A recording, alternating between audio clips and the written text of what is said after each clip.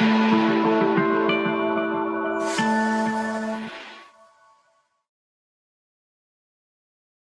are Raceworks, and we are here in Boise. If anyone's local, we can be a good resource for you. And we do specialize in racing equipment, and that goes along with the tuning. Our parent company is Sun Valley Ski Tools, and we are a wholesaler to the ski shops, and we sell them wax and everything that you do need to tune a ski. We have a machine shop. What we spend most of our day doing is talking to shops and folks about ski tuning. I would premise this with, ski tuning, a lot like boot fitting and fishing and anything it's not necessarily cut and dry. This is kind of how we do it. I am by no means the final word on this stuff, and there's a lot of things that are done a little bit differently to get to a similar outcome. But this is what we know and what we think, will leave you with a good finished product. We'll kind of do a brief overview in the time that we've got, and then we can do questions, and of course we're at our desks all week, so we'd like to talk to you more. And I'm just going to get my phone going here just to set a timer, not texting. And there's no sports going on, so that's just all that is, so I don't go too long. So I guess when you get started with tuning skis, you've kind of got to start with the ski itself, and there's a lot that goes into it before you would even take a file to it. Just sort of some pre-inspection that you would do before you get into tuning the ski, and some common things that you would see are what's called edge high or base high. And that's stuff that you'd want to fix before you got into tuning the ski. Edge high is kind of just what it sounds like, where the ski would almost be concave and your edges are down touching the snow before the base does, and that can give a ski, when they call it railed, where it's real grabby, and base high would be the opposite way, where it's almost domed, and then you don't have great edge hookup. For that stuff, you kind of do need to take it to a shop and start with a nice flat ski with a good pattern on it.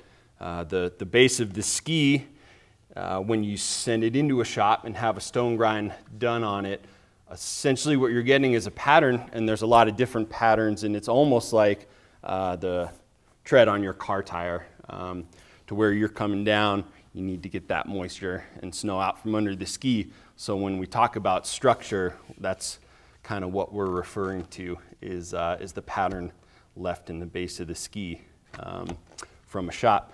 And one thing you can check out with your flat bar is if any of those conditions are going on.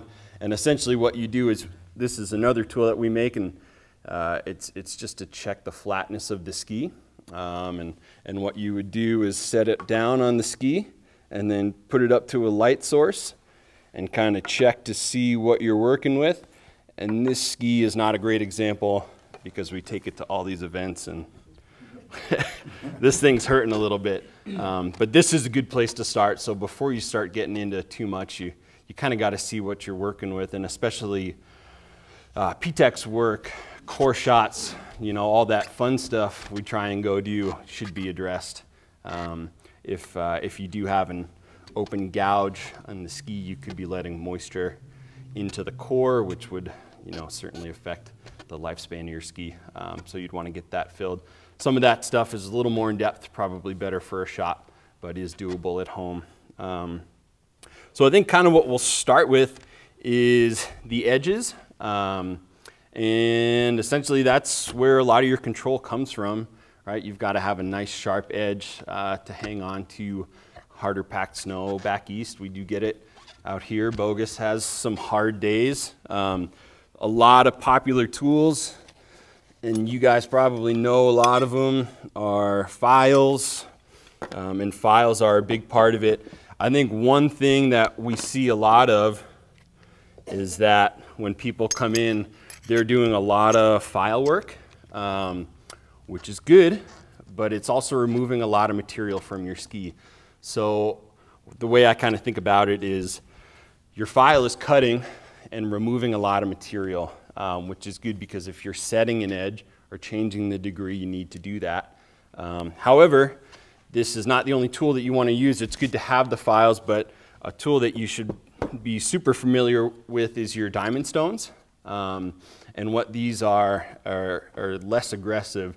And so if we think of the file as cutting, this is almost like scraping. So you've got your edge set to how you want it with your file, and there's different aggressiveness too. I mean, some are big old honking, rip a ton of material off down to file. Same with the diamond stones, there's different grits. So these are, for most, a much better option than a file. It's harder to do damage with them because they're not as aggressive, and they will give you kind of a good cut and polish. When you're using these, you do want to use, it's better to use them wet. We have this stuff called secret sauce, and we figured that out from our machine shop. It's just kind of a lubricant. And what that's going to do is save the lifespan of your diamond files by keeping them cleaner. So you're not grinding a lot of that material back into the ski. So we've got those tools that we're using, and then to set our angles, you've got different degrees. There's a lot of debate out there about base bevels. If you take it to a shop, they've probably got a 2 or a 1 or whatever they're comfortable with. You can take it as far as you want. I will say that the finer that you go with your edge and the sharper that you go, the more maintenance you'll have to do. And that's not necessarily a bad thing. You know, if you enjoy it, it will give you a good finished product and great edge hold, but you'll be doing more work in the garage. So for instance, this is a 2 degree. We make them from a 0, 1, 2, 3, all the way up to, gosh, I think we had a 7. And that was more used for sidewall removal, which I'll get to in a second. But again, these are some of the tools that we make kind of right near where my desk sits. We have them in aluminum and stainless steel.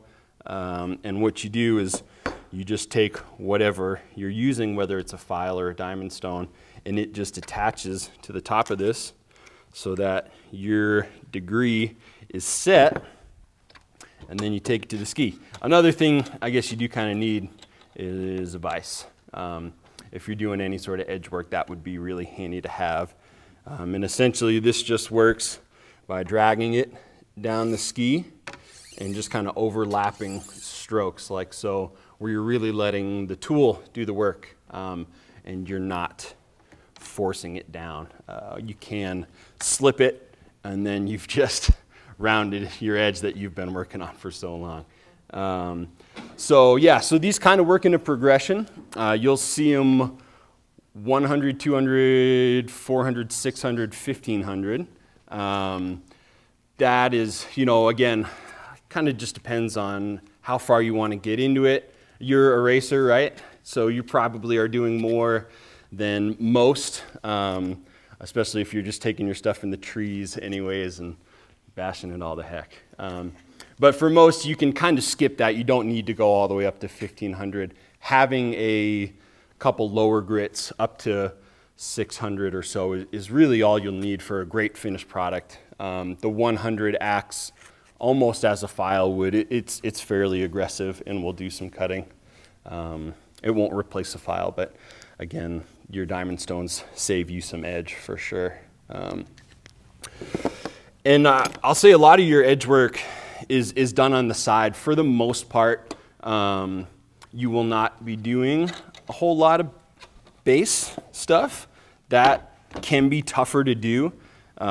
This is another tool that we make. It's called the Final Cut, and it essentially sits on the ski. And for different bevels, we've got different degrees. So a 0.5, a 0.7, a 1, a 1.5, and a 2. Again, the sharper that you go, the more maintenance you'll do, and the lower that you go on the base, just means that you're touching that edge to the snow that much quicker. So a 0.5 on a ski makes that ski really reactive and really hook up quick when you get it on an edge. These can be a little different because unless you've addressed everything that we talked about before, if you're not starting with a really flat ski, you can have a 0.5 in your hand, but if your base is up in the middle, you can be getting a different product or finish. So it's good to address all that stuff before you get too far into it. But for the most part, what you'll be doing is edge work on the side, excuse me. If you do hit a rock, which is often the case, and you get one of those nasty case-hardened knocks in your edge, they can be tougher to get out.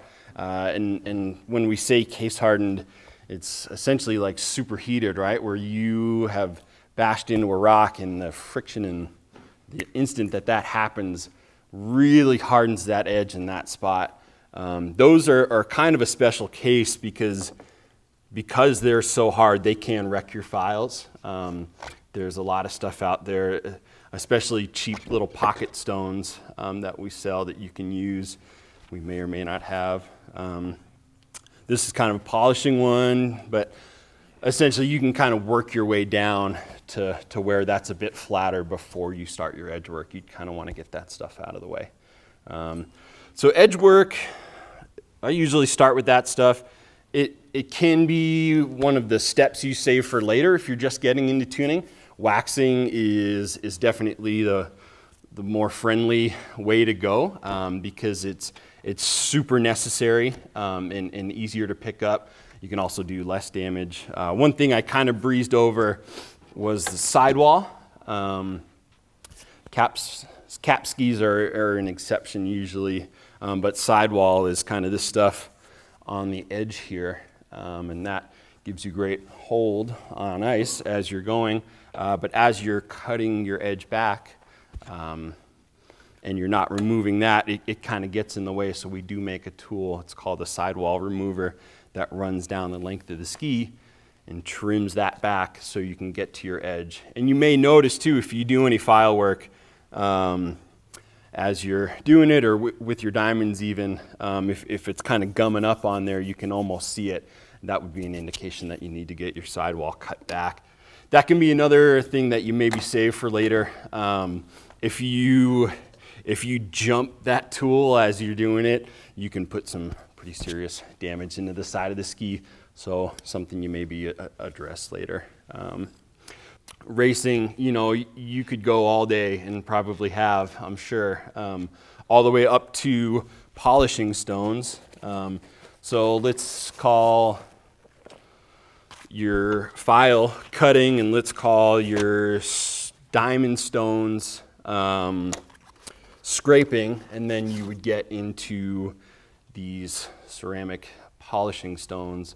And essentially everything is kind of working in a progression where you'd start with your file and then you'd run through your diamonds, and your really fine diamonds will leave you with a good finish, but if you're racing and tenths count, you should skip that extra PBR, which is a step I never do. And then you work your way up to here, so you're getting like a mirror finish on your edge, which is exceptionally sharp and honed and hardened, so you're getting a better, harder edge that also cuts through. And you still use the same tool throughout the whole process. So you clamp your file onto this guy, you clamp your diamond stone onto this guy, you clamp your stone onto this guy, and keep working all the way through it. Yep, and there's friendly versions of these as well, and you've probably seen them that have they usually have like a cheap stone and a file in them, and they are already set to your degree, so those are a really easy place to start, where it'll be a 1 or a 2 or whatever you're going to do, and then that's a great place to start.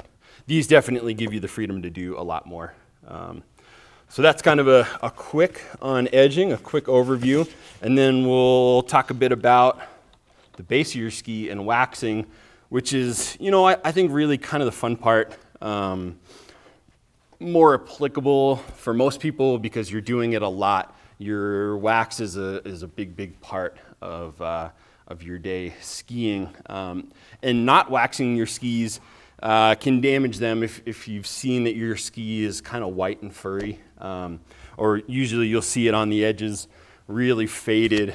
It's just an indication that your base is really drying out and you've got to put some wax on it. And so, yeah, some of the things you need, again, vise is super important to have. For waxing, some 2x4s on the end is okay.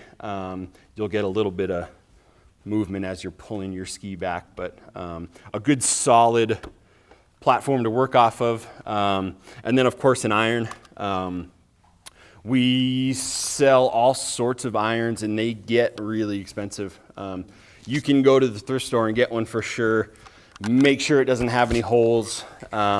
It's not ideal, but you can do it. So yeah, no holes in these, adjustable temperature. You'll see on some waxes, and we get this question a lot, so we'll address it and maybe we can get into it more if people have questions at the end. But what temperature do I set my iron at? Swix has, I think, on all their waxes what they recommend for their iron temp. You know, it can be kind of a tough deal because these are not super calibrated all the time unless you're buying the $300-400 one. So the hard and fast rule is if it's smoking, turn it down. If it's not melting, turn it up. And then I usually just take my Sharpie and find that sweet spot and just put a little thing right there, and that's it. So yeah, if it's too hot, you're burning the wax, and then you'll know, of course, if it's not hot enough. So what would you'd like to start again with a nice flat base. Ideally, you've got a stone grind in there, some structure from your shop, unless Dave's got a machine in his garage. We can't all be so lucky, but if you know a Dave, they're good to know. So you've got your ski back, and it's got a nice structure in it. And so then it's time to wax. You do want a clean ski. This is something that in racing they do a ton. They make wax removers. Typically we try to avoid them because they'll, you've got all this nice wax that you've purchased and then you're putting stuff on your ski to remove it, and that leaves a residue behind. It's okay to use in some cases, but don't douse the whole ski in it. The better thing to do is what we call hot scraping, and what you would do is have a wax. They're usually called base conditioning, and I'll just hold on to this. We'll assume that this is base conditioning wax. It's really, really soft wax that penetrates into the ski really well.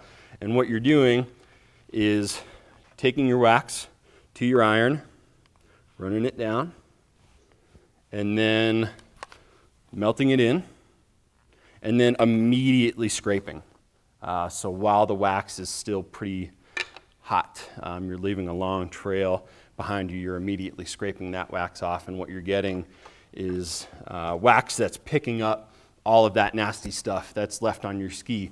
So you're not introducing anything to the ski that shouldn't be there. You're also adding wax to your ski, so you've kind of started with a good platform, so your ski has always got wax on it. And now we're clean, so the good wax that we have will actually do its job and do what it's supposed to do. So that's a better way to go. But essentially, we've got our iron now. We've hopefully got a clean ski, and we're ready to wax.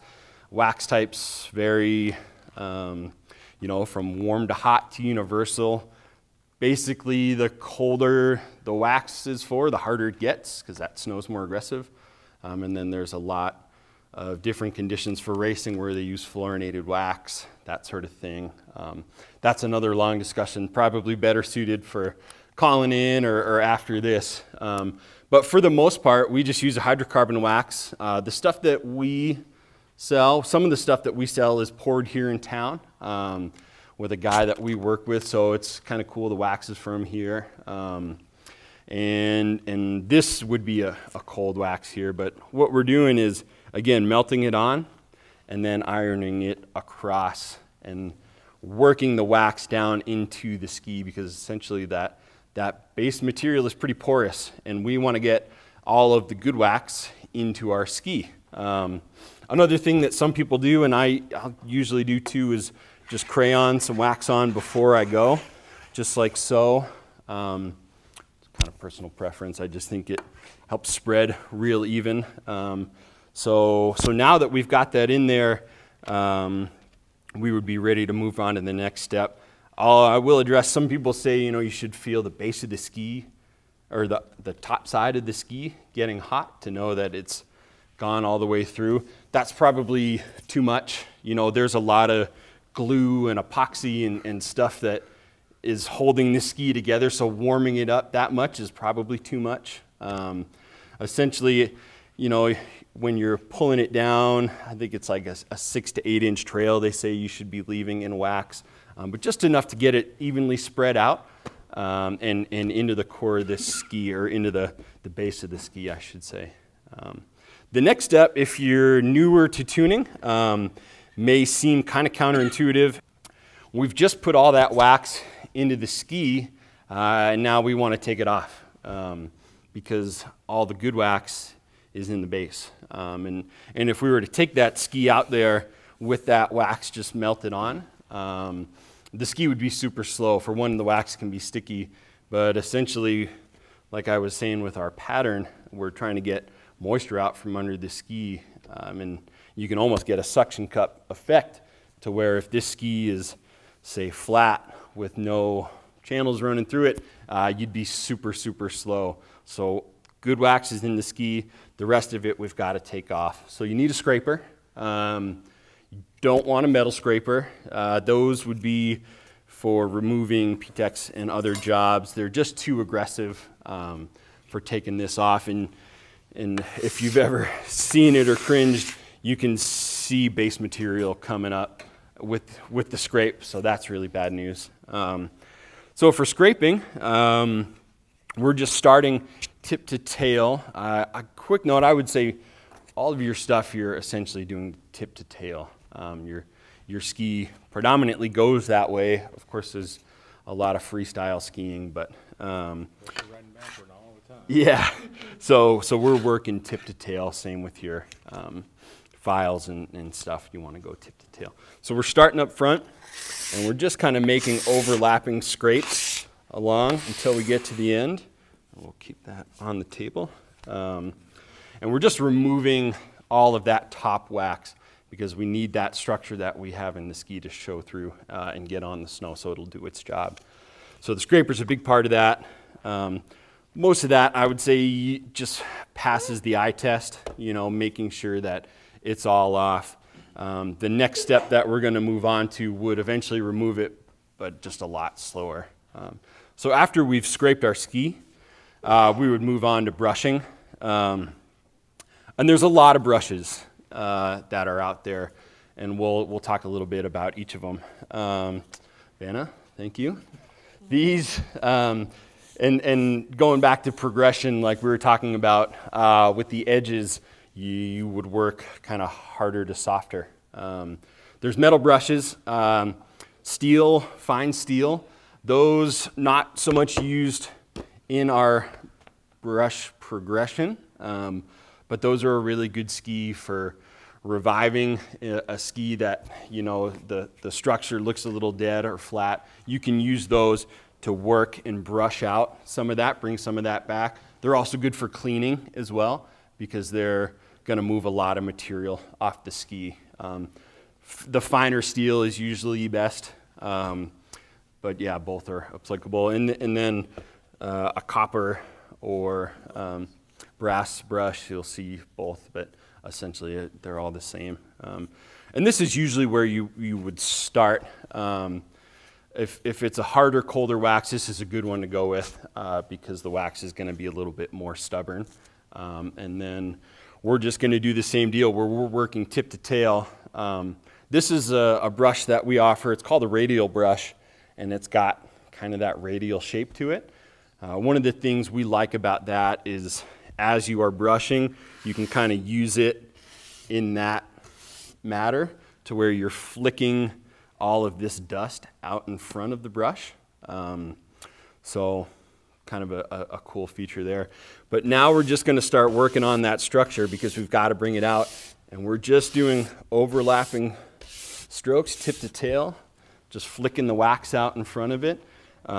This being a metal brush will move a lot of wax and reach down into some of that structure. One of the reasons we do a progression is that, like a golf club, each brush does a different job. So it's good to have different brushes. If you were going to do an all-around, you could do a nylon, and that would be okay. It would make for a lot of brushing if you're using harder wax. But it is good to have a handful of them, and we've got smaller brushes that come in a little pack, so you can get one of each. So from here, we would probably go to a nylon. The nylons are usually sold soft and hard. I bet Swix probably offers a medium. I don't know. Yeah, so there's different nylon stiffnesses. Again, it can kind of be with what wax you're working on. If it's a warm weather wax, that's probably really soft, so you don't need a super hard bristle.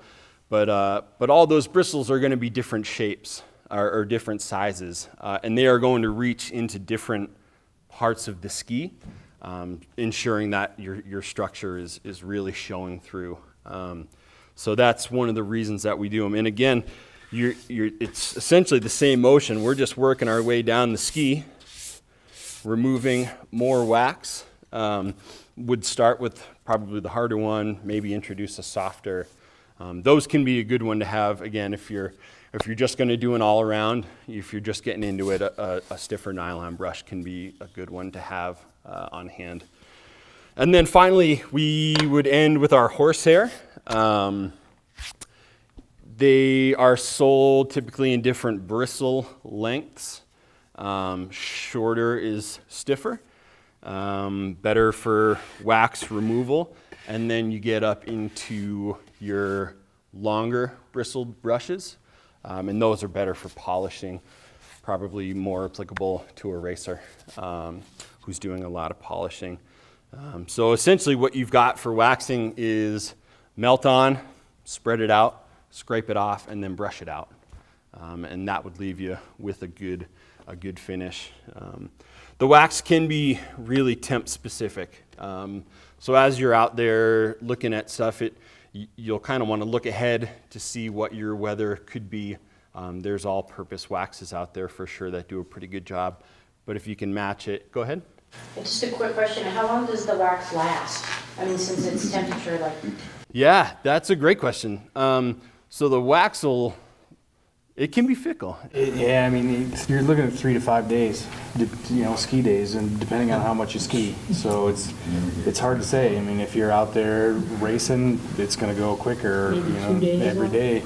Yeah, I mean, we're tuning skis every couple days. We're putting new wax on every couple days, and if it's the same temperature wax, then you can skip a couple steps. You don't have to do the base cleaner and stuff like that. Again, there's a lot of different views out there on this stuff, but you can skip a couple steps there and just reapply the same temperature wax again without having to go through the whole cleaning process, because it's basically just building on that structure. It's kind of like putting lotion on your hands and then putting more lotion on your hands. It's the same stuff.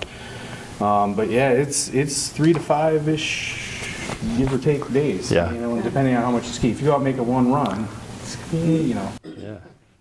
Yeah, and it can depend on snow conditions too. Yeah. Harder snow is way tougher. It's something like one run on ice is like 1,000 brush passes. Yeah, something like that. It's some crazy stat that they had that they figured out. So the snow is way harder. You can't really brush too much. You're not with a brass brush or a stainless brush, something like that. They're tough. But horsehair, you can polish that thing all day long, and it's not going to hurt a thing. Yeah. Yeah, so, and that's another nice thing about the waxing too, unlike some of the edge stuff, is that, I mean, you can just keep on doing it. The edge stuff, you're removing material, so you'll kind of want to be aware of that. But for waxing, you can't hurt the ski. You may get it wrong and have a slow ski the next day, but that's a lesson learned, and then you know for next time. But yeah, so keeping wax in the ski is really, really important. There's certainly a lot of special circumstances. For most of us, that's where it would end. We've got sharp edges, we've got wax on our ski, and we're ready to go. For racing, there is a whole nother world out there of corks and brushes and felts, powders. This is probably stuff that you're super familiar with. And these are considered overlays or additives. Even we're adding, certain stuff to the wax to go fast.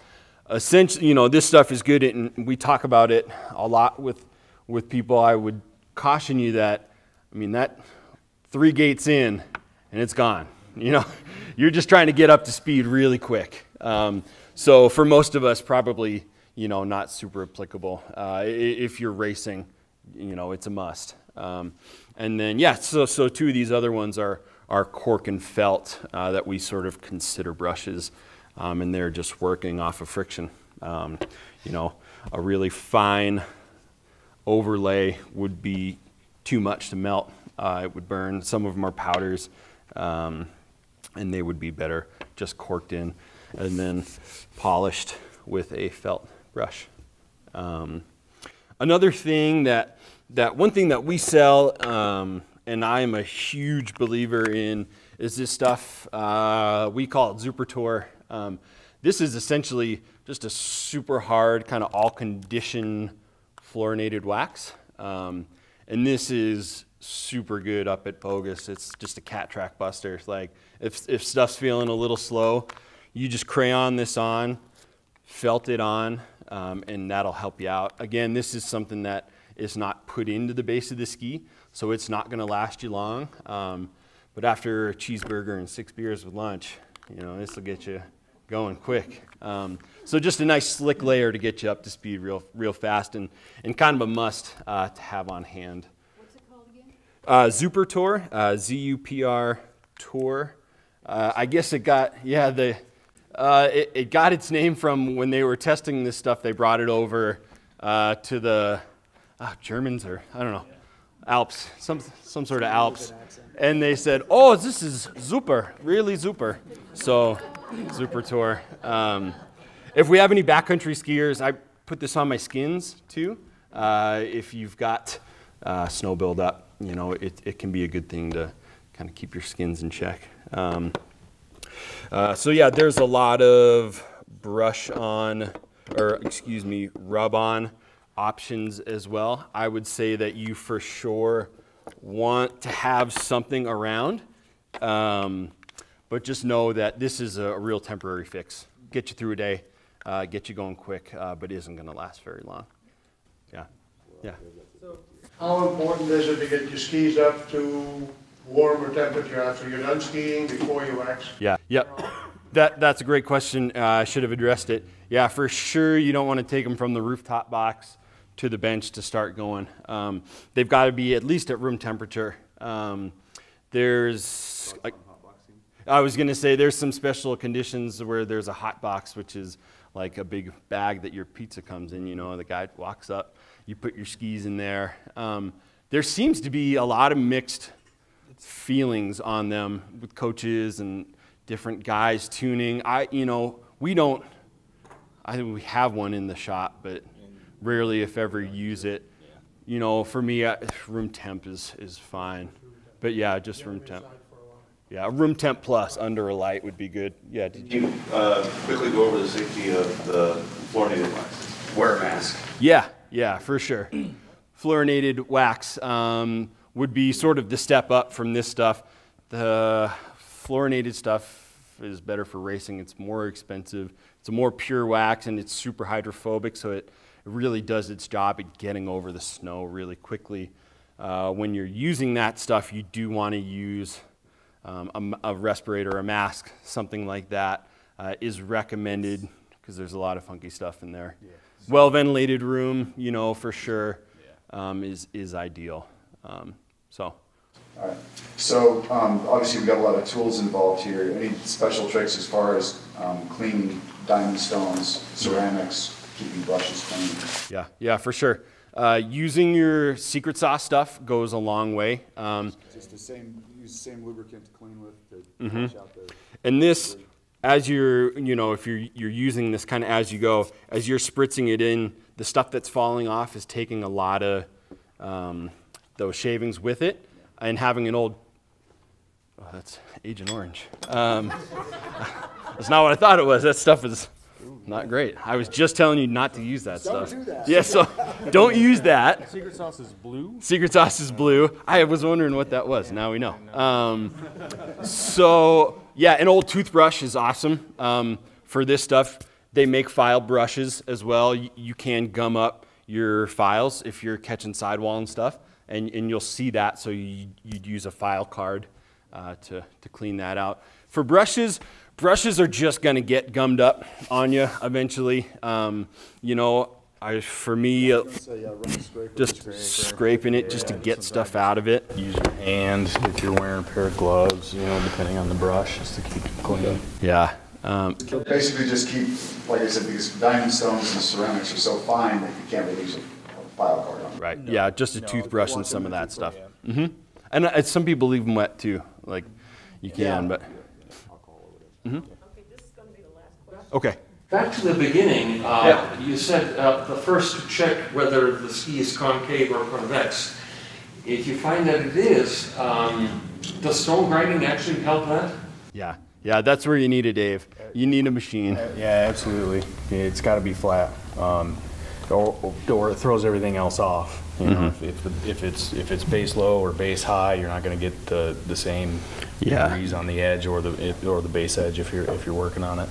Yep, and your shop would take you down to flat, for sure. And their structures probably vary with the season. Cold is finer, warm is bigger patterns. So yeah, they'll take you to flat.